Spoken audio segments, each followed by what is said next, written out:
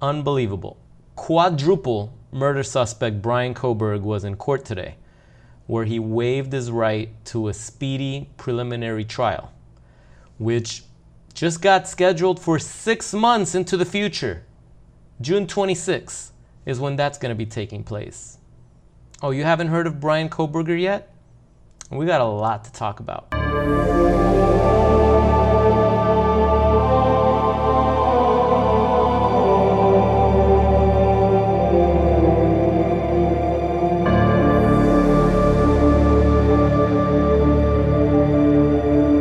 This dude is being accused of murdering 4 students in Moscow, Idaho, brutally. Okay? He faces 4 charges, first-degree murder. 4 charges of first-degree murder. In Idaho, they believe in the death penalty. That means this psychopath, if convicted, if charged, first of all, because he hasn't even been charged yet, if charged and convicted, he can be put to death 4 times. Only a cat could survive that. But this psychopath, and you know what? I've been looking over the evidence from the affidavit that was made public today. Oh boy. I'm gonna make another video just on that. The way the detectives worked and the police and the forensics and all the research they did and all the evidence that they gathered and the tests and the reports from the cell phone tracking.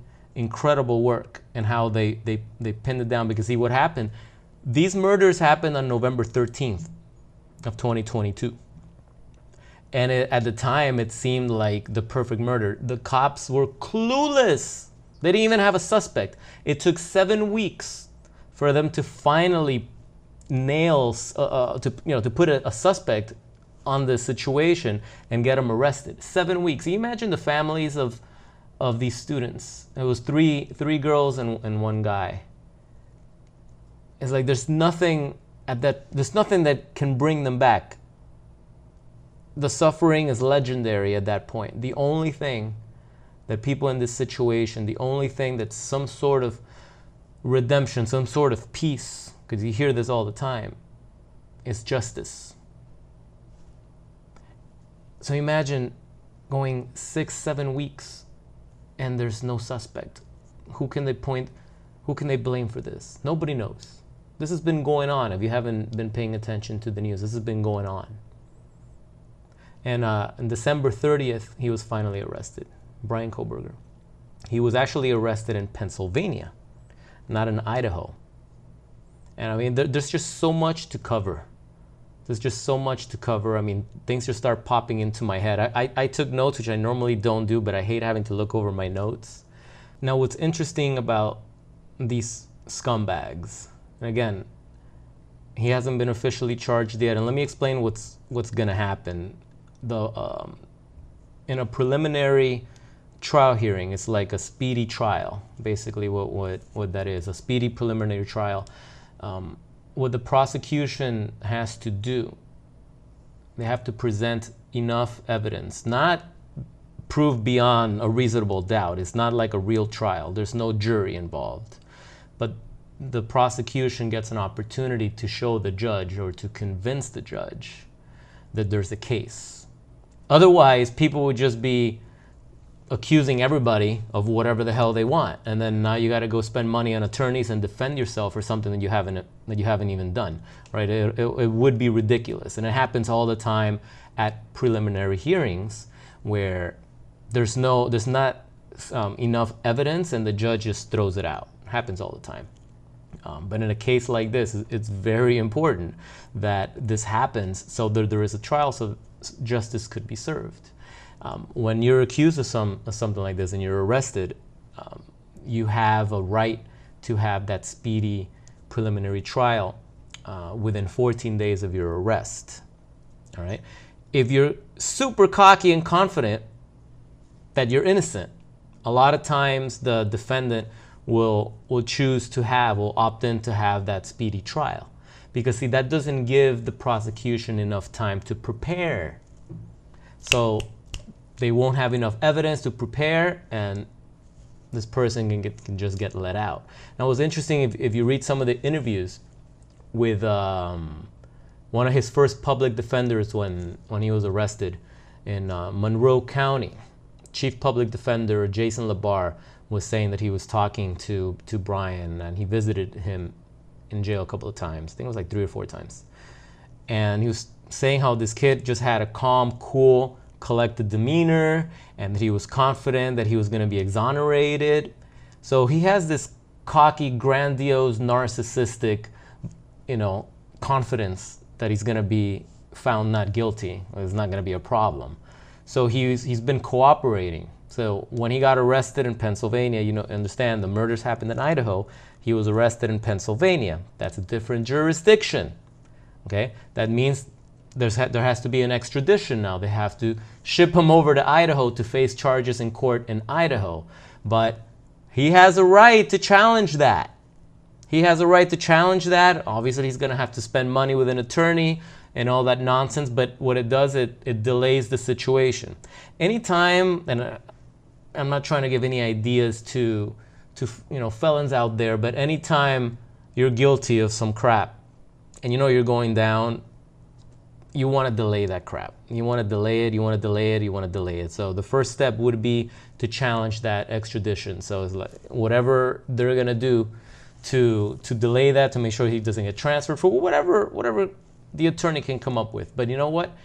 He waived it. He said, no, that's fine, let's go. I'll cooperate, let's go to Idaho right away. Okay. But now he goes to the preliminary, he was at the hearing today for that speedy preliminary trial. And no, he waived that too.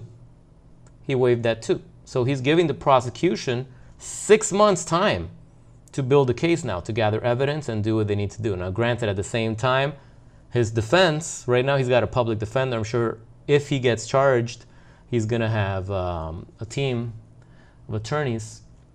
But now they're going to have time too. And see, here's what's going to happen. They're going to, again, I was trying to explain before, the prosecution's going to have to show enough evidence that there's a case, right? But they don't want to reveal their hand, so they're not going to show everything. They're just going to show enough. The defense has an opportunity to cross-reference, to cross-examine any witnesses that they might bring to the stand. But at the same time, the defense usually they don't do anything. It's like the burden falls on the prosecution. And this is the process of all these things. In the meantime, the families of the students that were murdered are suffering because they have to wait for justice to happen. And in the meantime, their children are not going to be given back to them. It's just one of these traumatic experiences that when you go through it, it's like, what the hell? Like, are you serious? And then you start thinking, wow, this loser's going to get away with it? Because that's what starts crossing your mind. One of the reasons why the defense chooses to waive, why the defendant chooses to waive the speedy trial, is because the more you push it into the future, the more chances that whatever witnesses you may have are no longer available to you. You don't have access to them anymore. They forgot the details of the situation. You see, it benefits the defense to push that off. It's the way the system works. And it's in place this way because at the end of the day, it's innocent until proven guilty. Remember that. It's innocent until proven guilty. And even in this situation, again, I read that affidavit.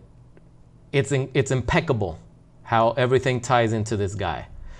Even like he left the sheath of the knife that he used to stab the victims, and they found traces of DNA on that sheath, on the button of the sheath. It links back to him. They went through the trash of the parents. They went through the garbage that they throw out, and it came back. Normally, there'll be like a 99.999% chance that those people are not directly affiliated as being the parents of the accused, the alleged suspect, right? And it came back that the father, right? He doesn't fall in that 99.99%. He actually is like, no, he doesn't fall on that, which means he could be the father of, that DNA. Isn't that interesting? All the records that they found on the cell phones from the towers and all that tracked and led to where this guy was. He was stalking the situation. Many times he was driving by there, like 2 days prior. Up to 12 times they saw that his cell phone pinged in that same location. It's a neighborhood that there's not much traffic. Cars don't necessarily go in and out, especially at the time that the murders happened. Cameras, surveillance cameras, saw the car going in and out, going in and out, going in and out, speeding through certain highways, that crossroads that intersect all that. And it leads back to the cell phones, when they were pulled over. Those are another times that he got pulled over. It's incredible the amount of evidence already that was more than enough for an arrest warrant to be issued. And they got him. And even right now, as he waived the speedy trial, he's not out on bond. He's not out on bond. So he's going to be sitting in jail for another 6 months, where he's going to be facing all sorts of harassment and death threats from other inmates. So it's not like he's out there, because that would be another thing. Some of these people they get out on bond and then they go and they kill someone else. But he's actually going to be in there. Now, it's just funny, such a cocky bastard, and if he's so cocky that he didn't do it, that he's going to be fine, he's doing all these things. So when I make another video, we're gonna dive deep at the mistakes that this guy made, right? And all the evidence that pointed to it. But right now, it's like finally, they got somebody, and I know this happened a few weeks ago already, but they finally got somebody. They finally pinpointed everything. And it's unfortunate. You gotta wait 6 months just to see if he's gonna get charged. He hasn't even entered a plea yet.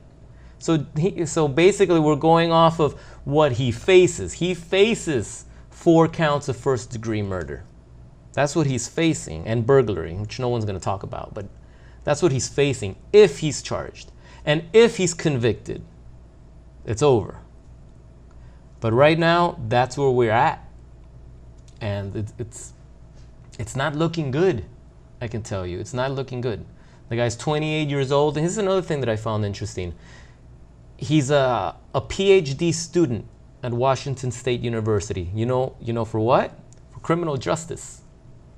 So he's interested in criminal justice. He's interested in forensics. He's interested in things that revolve the psychology of crimes, as other quotes and people that knew him. He knows a lot about how the system works, and he's going to be working with his attorney. Not many people accused of crimes are intelligent like that. So that's another thing. And when it comes to things like this, you can get off on a technicality sometimes, and that's quite a shame. So I hope justice will be served. If that's him, again, at the end of the day, innocent until proven guilty. We don't want to put someone in jail that doesn't belong there. You don't want to go down for something you haven't done. And again, man, the things that affidavit has and how it ties into him is pretty impeccable, I can tell you. It's pretty impeccable. So just wanted to give you guys a little update on what's going on. If you've been hearing about the Moscow, Idaho murders, this is what it's all about. You can Google it. It's all over the news. And I have a strong feeling that he will be charged. I have a strong feeling that it's going to play out that way for sure. And I don't see how the jury can find someone like this with all this evidence not guilty. But we'll see. It's going to be an interesting trial. I'm sure it's going to be public for everyone to watch. It's going to be covered heavily by the news. I think he's a psychopath, folks. The things that I've read about him and just his demeanor and the things that are coming out that he's done after, pretty psychopathic.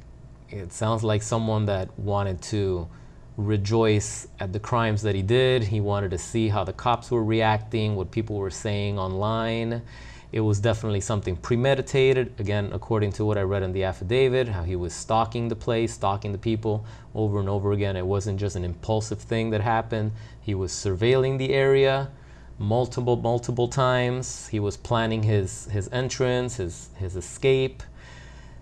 You know, he turned off his cell phone when he was there, you know, conveniently between the times that the murders took place. There's just so many things that point to it that I just don't see how this guy is going to get out. But we'll see. Anyway, that's all I got for today.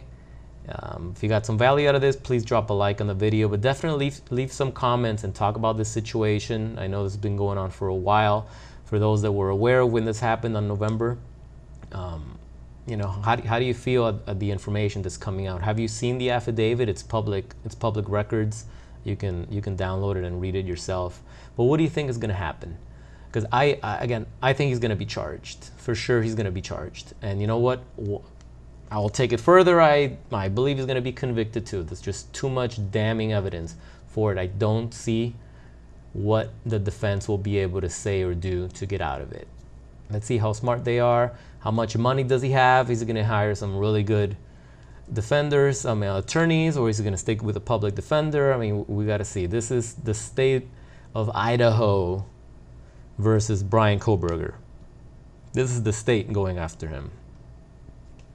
Interesting. It's just crazy, the things that are happening in the world. Like, what the hell was the point? What's the point of all this?